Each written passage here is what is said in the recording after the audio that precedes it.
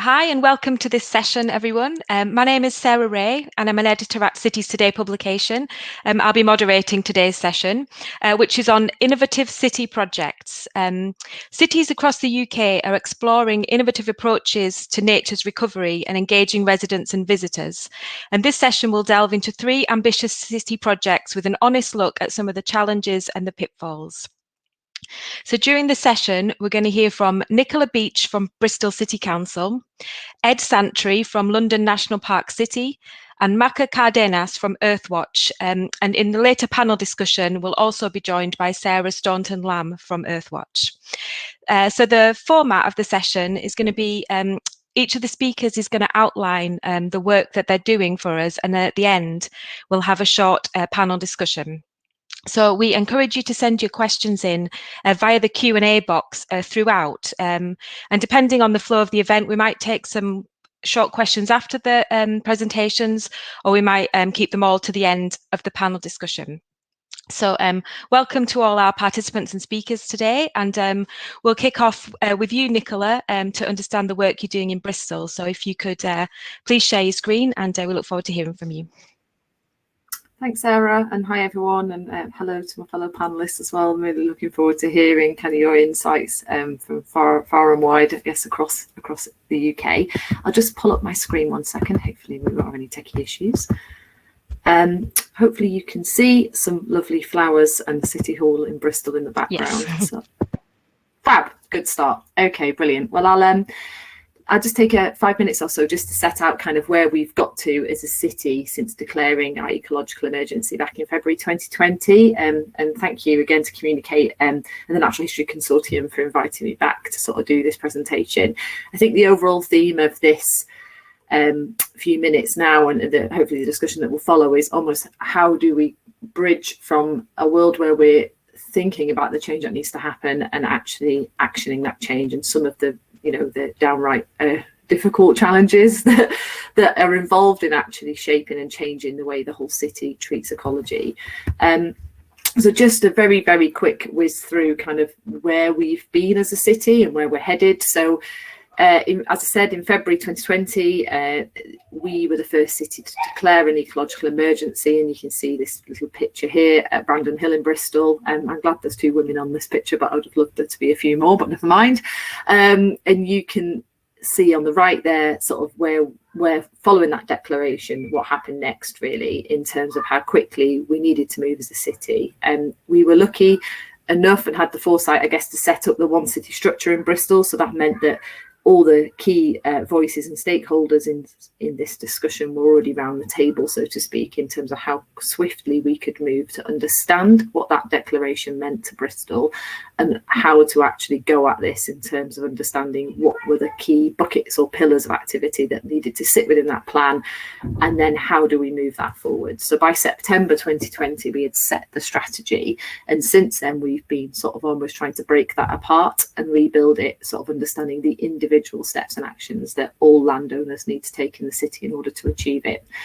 So just very quickly, I think one of the things that we were really motivated by is that we have a fair, just and inclusive approach to how do we actually tackle the ecological challenges our city is facing as we see kind of species decline in our city, and I guess coupled with a kind of a lack of recognition perhaps sometimes in sort of the nature that our city holds and the role urban centres play in sort of the ecological mix. And so we were able to sort of segment the ecological emergency into 4 key buckets: space for nature, pesticides, pollution, and our relationship with our supply chains and our organisations that can have positive or negative impacts on the wider ecosystems that we all depend on as a planet. I'll just keep going through. And so where I came into this, I guess, is this May. So after the election in May, Marvin Rees, our mayor, asked me to take on a new portfolio, which was the portfolio of climate, ecology, energy and waste. And so I stepped into that role in May, and since then we've been working really hard with the One City partners, Natural History Consortium, Avon Wildlife Trust, and our own team at the council to understand what that strategy means to us as a local authority and the steps that we need to take to bridge, as I said right at the beginning, from a kind of plan and a strategy into the actual things that need to happen by when, in order to actually pivot our organisation to make this a reality. You can see here some of the kind of headlines from that action plan, which we launched 2 weeks ago, and I'm happy to put any links in the chat to some of these steps, but this will just give you a flavour of that, really.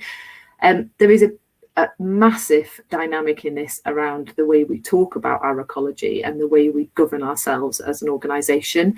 And by that, I don't mean major decisions, decisions over £500,000 go through our cabinet process at the council. This really is top to toe in terms of the changes that are needed, in as much as it's those everyday decisions that get taken in the local authority, which can have, pivot the outcome in terms of nature and ecology on the ground across our city. And so I won't read all these out, you can see them on here, but really my big takeaway from the last sort of 4 months coming into this role is just how important it is to sort of rethink and look again at the way that we make those everyday decisions in the city. So this gives you some of those themes that I've talked about. You'll see some of that in there around communication and engagement, and obviously the 4 in bold are those 4 key buckets.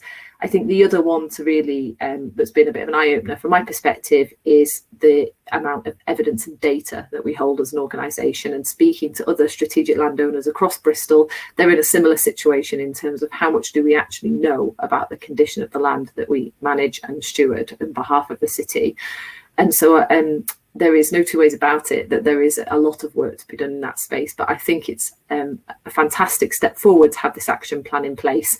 And the other thing that an action plan like this does, of course, is it facilitates kind of opportunistic moments in time, which I'll come on to in a second.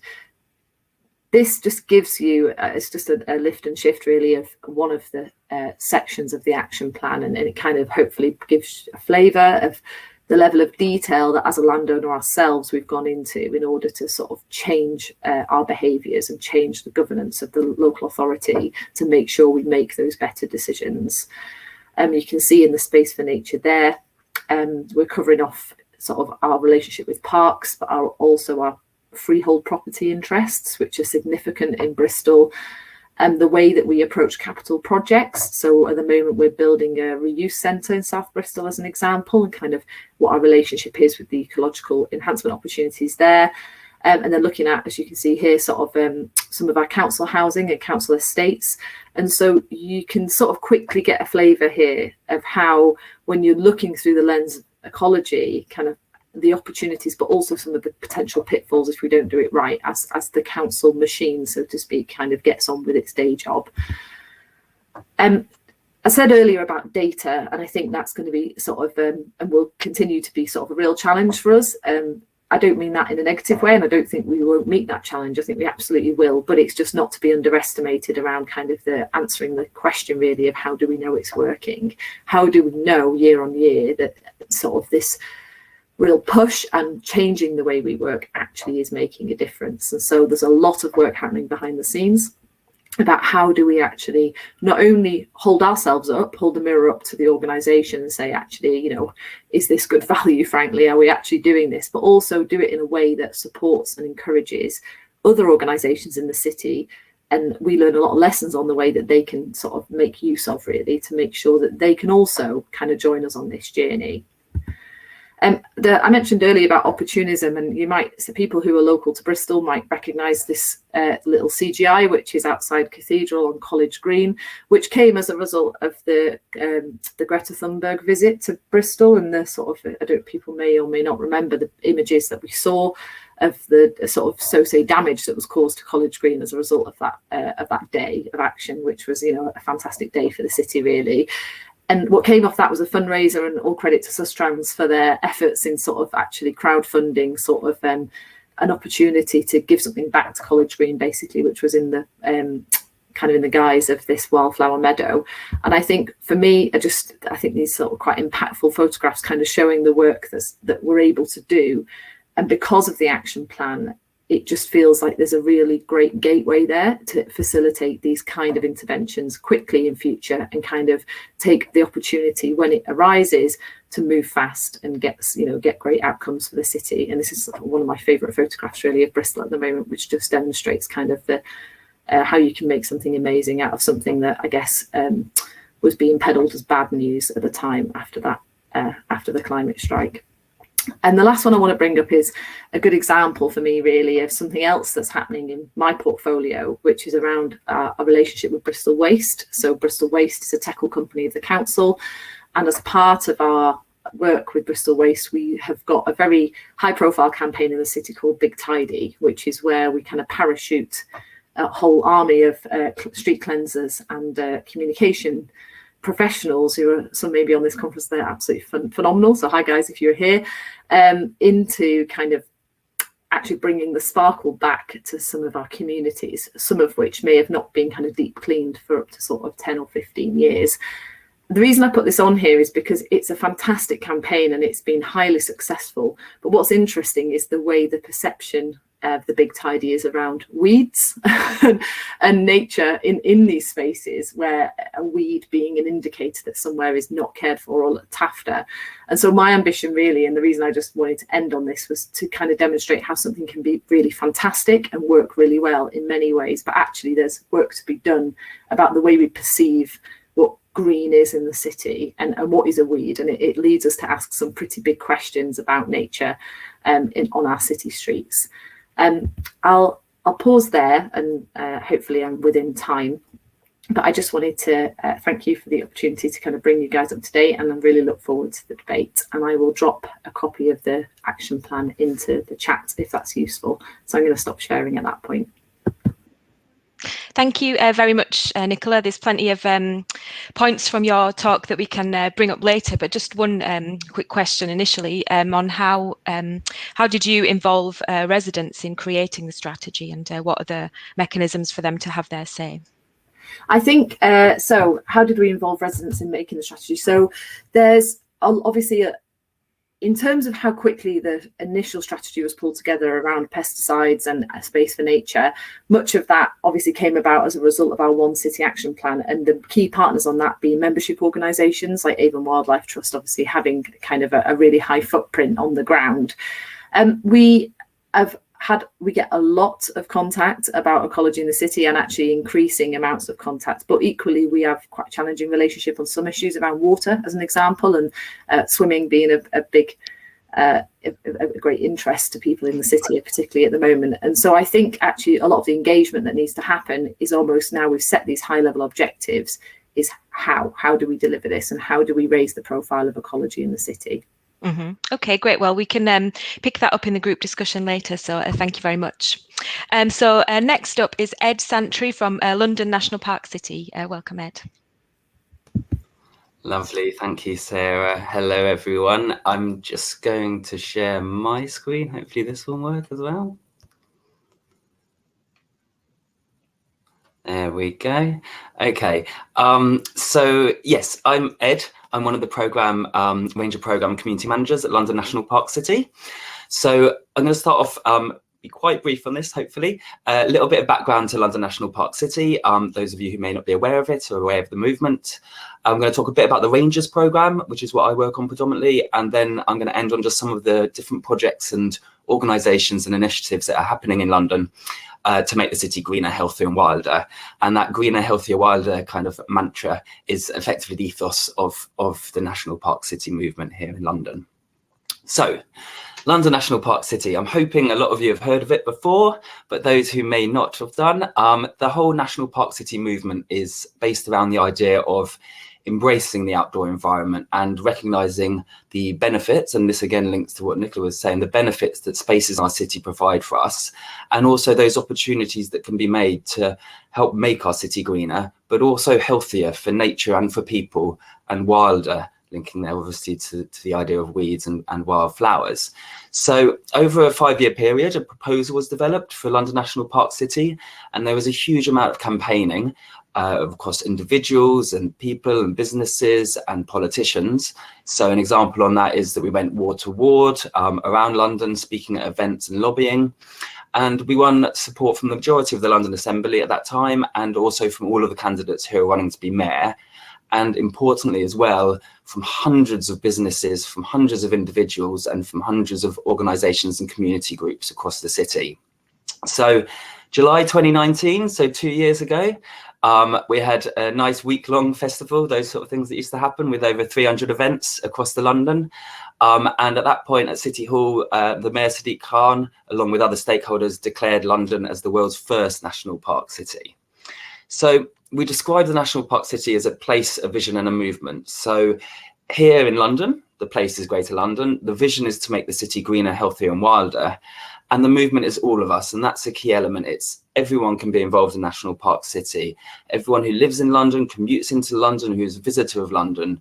It's about making the city greener. It's about connecting people to nature and also to each other, celebrating our outdoor spaces, and also looking at addressing some of those issues that particularly I would say the pandemic has highlighted around issues of health, around inequalities and access, and showcasing that we can have more sustainable and livable cities. Just one point that people might not know is that London is actually pretty green and blue. So it's nearly 50% green and blue. So that's talking about gardens, parks, woodlands, canals. But we know that we can do a lot better. And I think that the pandemic has shown us and shown a lot of people the value of being able to get outdoors, the value of interacting with nature. And the question now is how we move forward on that. So I've got this what if, why not slide in here, because effectively what if was the question that underpinned the whole National Park City movement in the first place. So Dan, one of the founders, was having a little ramble around the rural national parks in the UK, and he started to get asked, well, what if London was a national park? What if London was a national park city? And this still underpins a lot of what we do. It's that questioning. What if kids spent an hour of their school day every day outside? What if a household, all households took responsibility for the tree pit in their road? And then it moves into that why not questioning. Well, why not? Why can't this happen? And this is the movement that we're really pushing for, because if you get enough of those people, if you get enough communities and organizations questioning what if and why not, then you start being able to facilitate some action. So there you go. You're welcome to pop in the chat, but maybe just think about it. Is there a what if that you might have for your local area or for your local community? So this is moving on to once we'd gained recognition as a national park city, that's when obviously work really had to begin. And I guess there was a challenge because we had thousands of supporters across London, a huge movement on social media, but there were obviously audiences we weren't reaching. So there's people who hadn't been involved in the journey of the National Park City. There's many people who wouldn't think it would be relevant to them, communities that we hadn't connected with. So we started with small scale actions. And at this point, it was just a group of trustees. So this is an example, and you'll get the website link at the end, 12 ways to make London better, small actions that people and communities can do to make a difference. But moving on from that, we were lucky to set up the Rangers programme, which is when myself and my colleague Flori came on board. You've got hundreds of community groups and individuals working across the city. And so we wanted to be able to support them. We wanted to be able to have people in local communities to support existing initiatives, but also to identify and work on new projects. So programme launched in May 2020. I started in post a week before the pandemic hit. So a very interesting first year for effectively a community engagement project. Lots of challenges, but actually a lot of opportunities came through from that, particularly reaching out to wider audiences through using online mechanisms. And we had great enthusiasm from the Rangers. So we're now up to 110 of them. And we've got Rangers from their age between 15 and 72, huge variety of backgrounds. We've got artists, we've got ecologists, we've got foragers, students, teachers, athletes. It's a real mix, and that's what the programme's all about. It's being representative of London and supporting everyone who's interested in getting involved in how the city can be greener, healthier and wilder. So it's all about having that connection to nature, and that's something which myself and London National Park City are really fundamentally believe in. It's around connecting people to nature, but also using the Ranger network to showcase what's happening already, raising awareness, signposting organisations, and empowering people to get involved.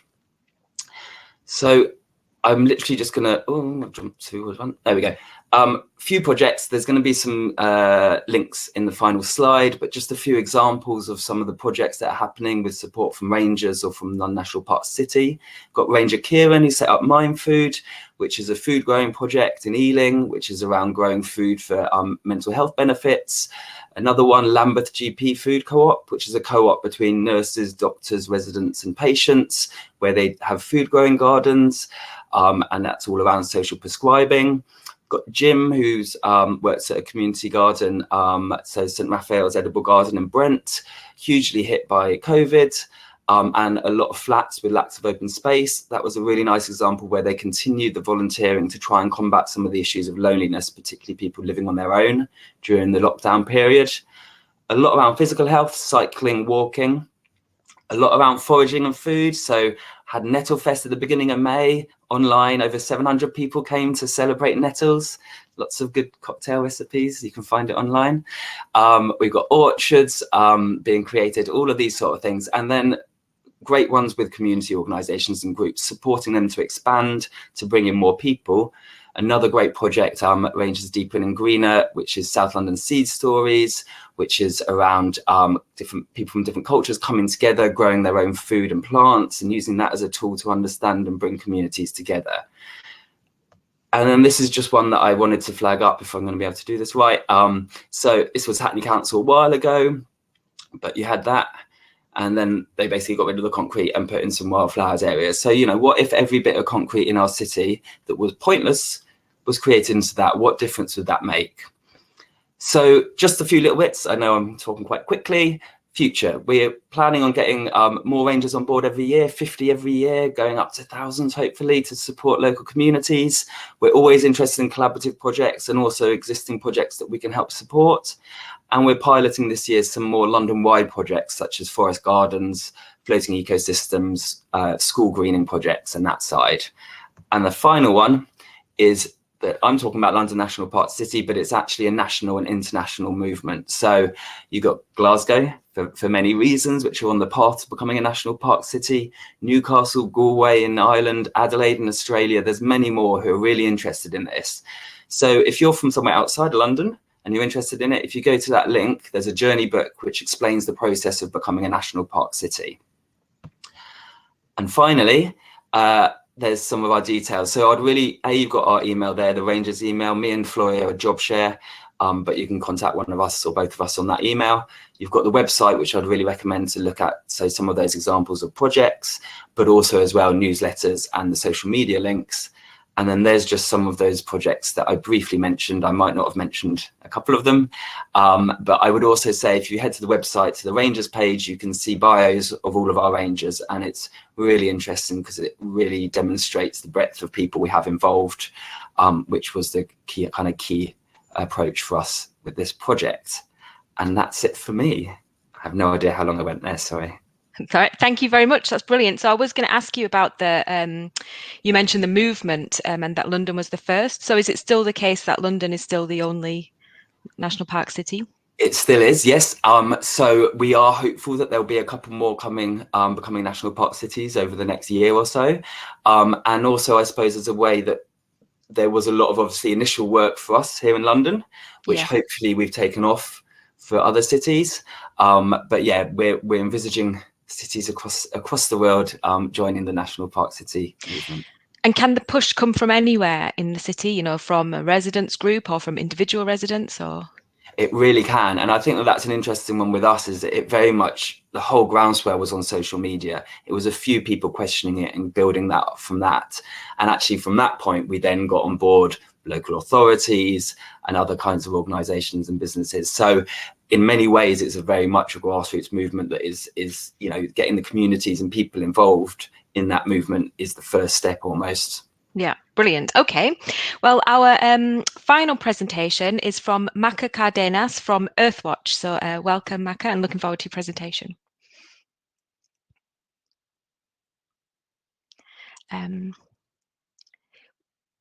Are you having an audio issue? If you hit the mic and it's scored out, if you click that. Okay.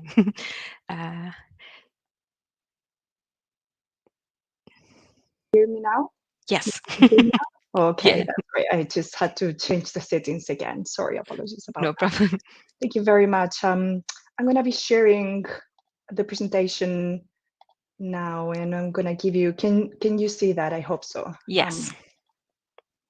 So thank you very much for inviting us to talk about our project, Tiny Forest. What I'm going to be doing, hopefully in a short minutes, is actually to give you an overview of the Tiny Forest project, which is a UK-wide project about bringing nature to people. And it's going to be a sort of very honest presentation about our great successes. We're very proud of we have achieved quite a lot, we feel, in the last year, but also the challenges, which is where we're hoping, me and Sarah, to actually have a time to hear from you and your opinions and potentially the experiences of people within the panel, or as well as people attending this session. So I'm Maga, and I'm actually an environmental researcher, and I do engage people within the Tiny Forest and in Earthwatch through citizen science. I'm going to give you a description later on about this, but Sarah, who is also in the panel, actually, she's our senior engagement and learning manager. She is the most well-known, the person that actually knows the best about engaging in a holistic way to people.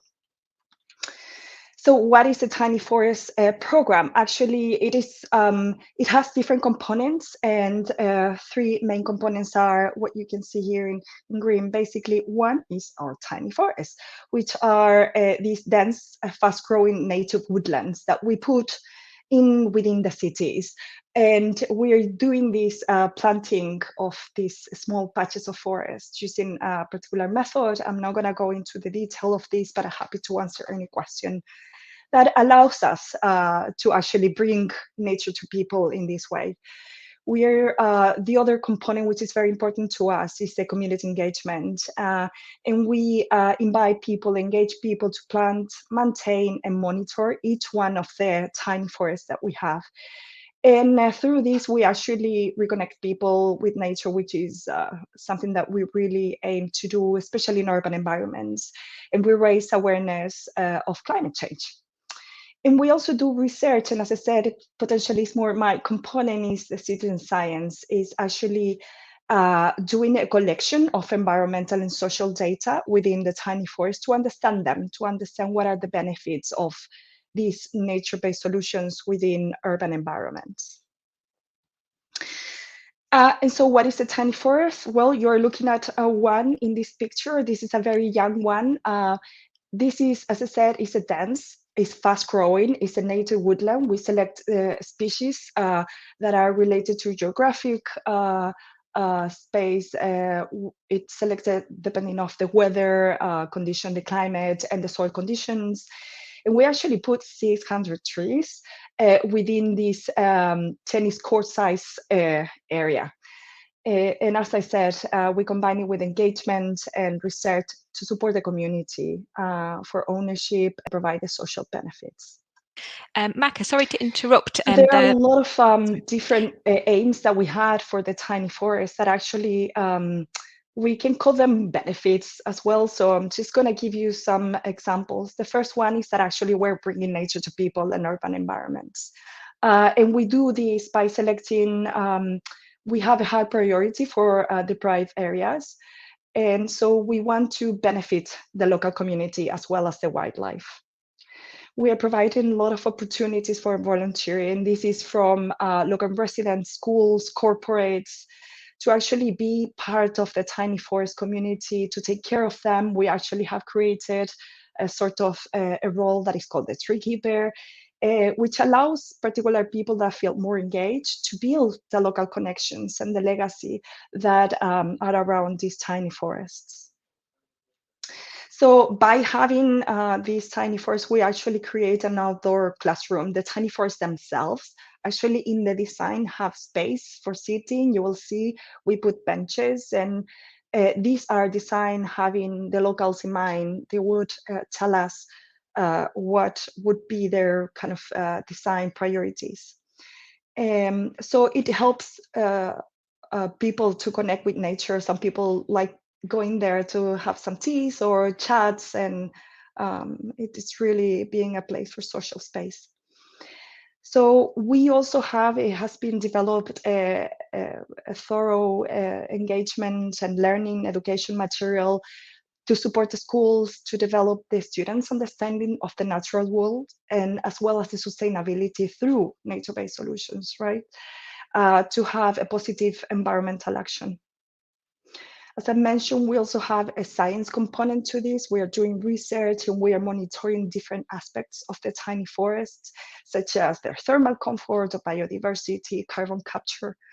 So we are engaging people from young kids to any age, really, to monitor the tiny forests, which give us and it creates knowledge about nature-based solutions and how they can actually climate-proof our cities. So they actually have an environmental impact that is that means increased biodiversity and carbon capture. The monitoring, the citizen science of it is going to give us more understanding about this. And of course, is contributing to the national and local sustainability and climate strategies. We are helping also corporates through their funding and support and engaging their employees to actually meet their targets for climate action. So far, we have 17 tiny forests, which have 16 of them have been planted just in the last season. So it's been a very intense, fast growing program. It's very exciting. And this has happened just because we have been able to engage the councils, corporates, schools, the communities to make this happen. By the way, I should have said that actually we, the Tiny Forest team in Earthwatch, we actually are around 16 people from project management, research, comms, IT. So there's a whole team to actually make this happen. So it's very diverse and very challenging. Something that we wanted to start with Sarah is, of course, is sharing our successes. As I said, we have so far 17 tiny forests in one season. And in this coming season, we're aiming to plant between 30 and 40 by Earthwatch, and a total of 82 by our partners. So we also partner with other NGOs, such as Nature's Coach. We have worked with Keep Wales Tidy and working with Severn Trent now. Here's an example of our oldest tiny forest. You can see at the top, when the day of the planting, we had saplings that were around 50 centimeters high. And you can see through the pictures going down at the bottom. That's not the latest of the images, but here you have a zoom that the trees are reaching 3 meters high last week. So we are very excited. You can see as the benches where we sit is the classroom area for this particular tiny forest. So very fast growing, and people are really enjoying it. In terms of the social, we have in this last season engaged 183 people on planting days. Now, this hasn't happened as we planned because COVID. I'm going to explain more later, but yeah, it's already a large number of people. We have 75 tree keepers, so people that are really committed to take care of and use the tiny forest. 133 people engaged on the science days. These are particular days where we meet people for monitoring, collecting the citizen science, doing citizen science.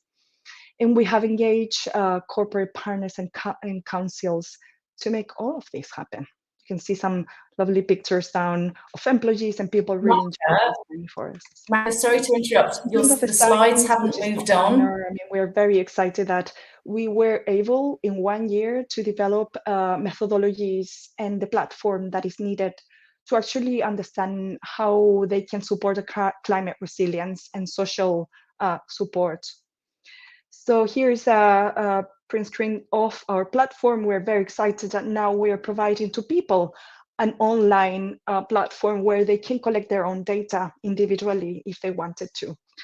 So far in this last season, we have collected over 2,000 data points, which may not mean anything to you, but actually this means data points on soil moisture or thermal comfort, temperature, wind, the size of the trees to understand how their carbon capture. And we have had just this season again 4 master students that gave us further understanding about nature-based solutions. So overall, we are very excited, a lot of successes.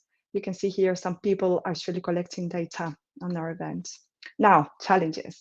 And here's where obviously the reality of such a diverse and big project comes. One is the land, is the availability, and actually because it's in urban environments, it needs certain criteria to make the tiny forest happen.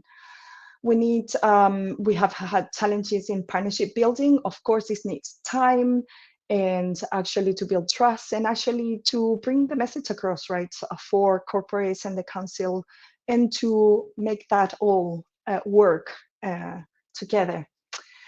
The criteria and the practical needs of having a tiny forest, especially during COVID, it is not minor. I'll mention that now. In terms of a community, there is a challenge in terms of if we want to tackle vulnerable communities or just being actually equal, then it's challenging to find a piece of land where the community needs it. So that is something that we have struggled with. As I said, the problem with the pandemic means that we had to contract people for planting during the lockdown. And so it means that we weren't able to connect and meet the communities to make this happen. So there is a delay on connecting them and then bringing them back to the tiny forest for them to feel ownership. There is a challenge of understanding the communities on multiple sides. So there is such a diversity of communities, right? And where everyone has a different need, how to meet them. Building the connection between the different sites and how us as a team can actually tackle it at different stages, it's also a challenge. And poor community connection, when we haven't engaged and created this connection with the tiny forest, means that there may be vandalism, and we have had that for a couple of sites, which is very sad. And then how do we tackle this? How do we bring back awareness about this? 2 key points in terms of the equity and the diversity that are actually more like a question, and we would like to hear from you about these 2. Are those who get involved do represent all the local community, right? So we are getting people that are very excited. Our tree keepers are very engaged. Some of them are doing their own research. Are they representative?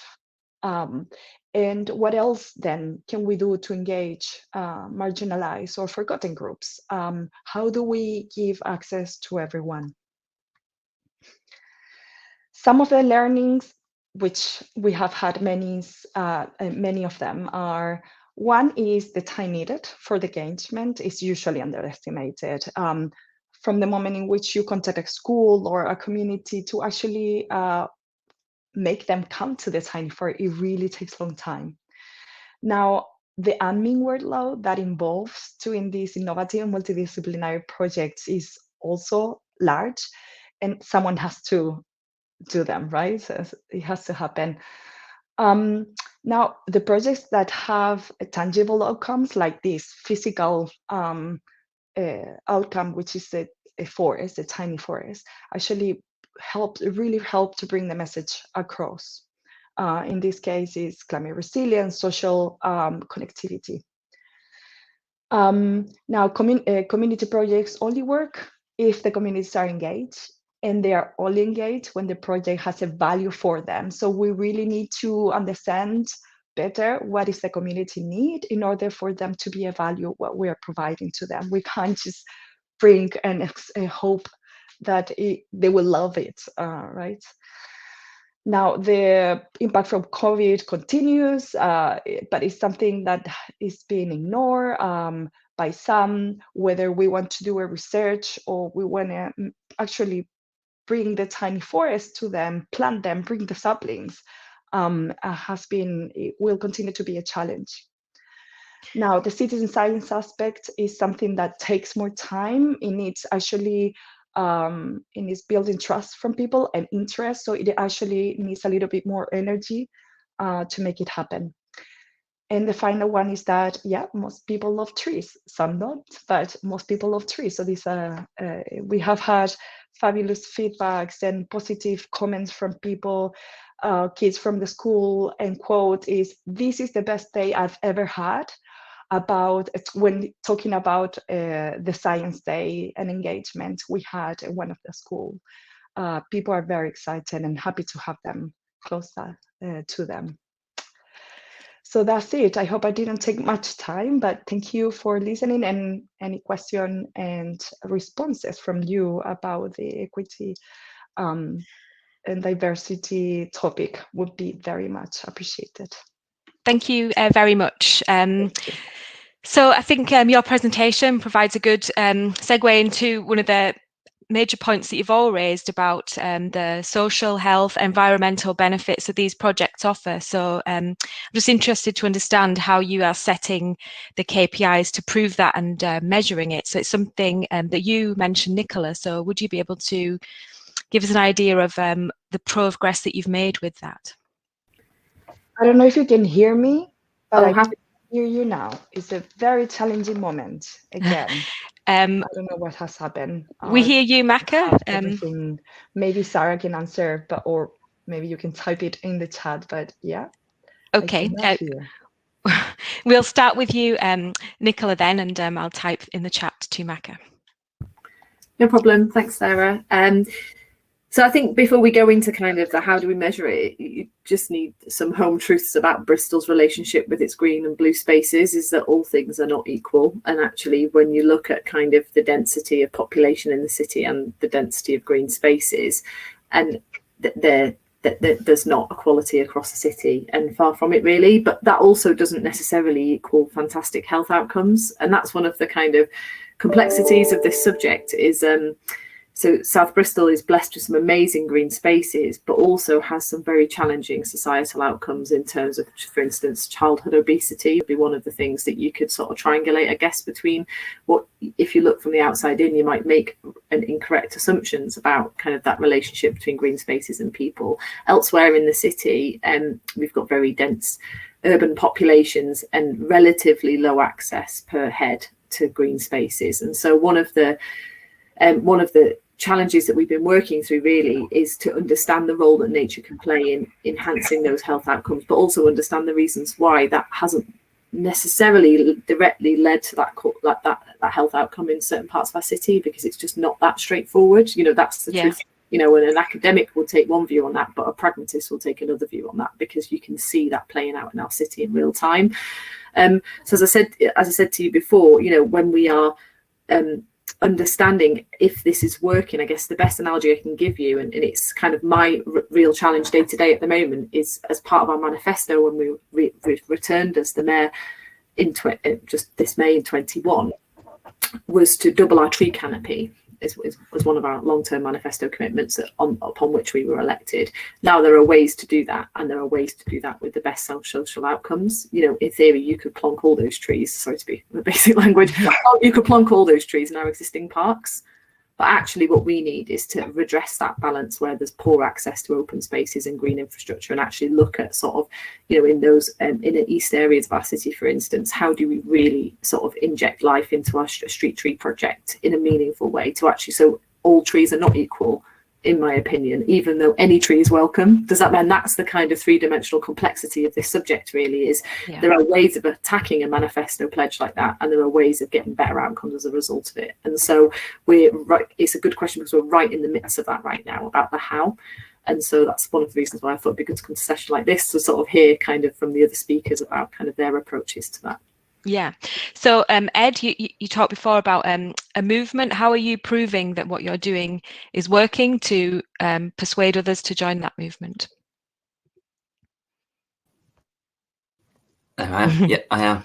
I mean, this is one of the key challenges, I think, actually, for us in many ways. And it is one which we're continuing to learn on and address. There's a number of sides to it, and one of this is linking to health and well-being, and this is around also where our collaborative work really pays off. So, for example, I think I mentioned Lambeth GP Food Co-op, where the doctors are doing a lot of research in regards to that 2 hours outside, what difference that makes in regards to mental health, in regards to certain chemicals, versus if you take a pill, what impact that has. So we're working with them to learn on this side, and similar Mind Food as well are doing a number of projects around that side. Again, nature connection is a very difficult one to work out, but a key one that we have, and some of our ones, is we're lucky we've got Giggle in London, which is green space infrastructure for Greater London, which has a lot of data on the green space that is in London. So one of ours is looking to see those areas where there's gaps and where we can create and have that kind of practical physical outcome. But also as well, a lot of ours is also about how people understand or interact. And so we do regular YouGov polls and that side of things to see about awareness of London National Park City, value of some of our greener, healthier, wilder agendas, have people been involved. So at the moment we're using that kind of data, but we recognise that actually, and particularly for us to try and move forwards, get more funding and more projects, it is getting those right mechanisms in place to be able to demonstrate that, particularly with certain funding streams. So for us, it's an ongoing learning process. A lot of it's collaborative. I'd love to hear from anyone who's experienced on that huge range of kind of monitoring and evaluating against success. Yeah, it's an ongoing challenge, I would say, and I would think a lot of people, particularly around the areas of nature connection, are still finding their feet on that.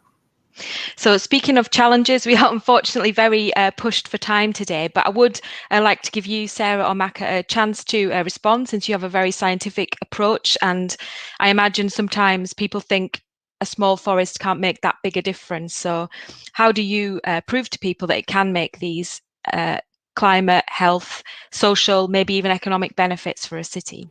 Are there any, because you have this scientific approach, are there any key takeaways you would give to other cities who are trying to figure this out? Sure. Can you hear me now? Yes. I couldn't hear anything, so I really apologize. I went through the whole presentation. We could hear you, and it was a very good presentation, okay. so I'm don't really worry. Sorry. I had pretty slides, but it's okay. So one of the things, it is true, a tiny forest is not gonna make a huge difference, but we're doing the monitoring now to understand this.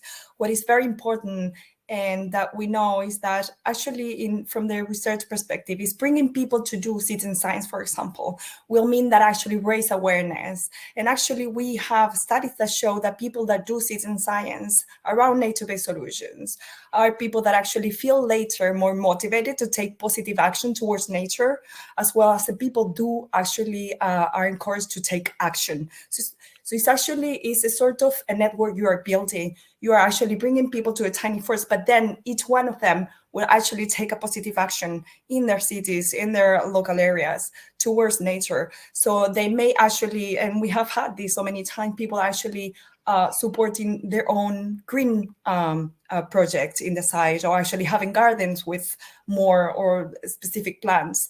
So overall, it actually is, although it seems very small, is the community part of it, is how you actually spread out this energy by each one of these people that have been engaged, taking action. Yeah. So overall, it's going to be a positive, net positive towards nature and climate resilience.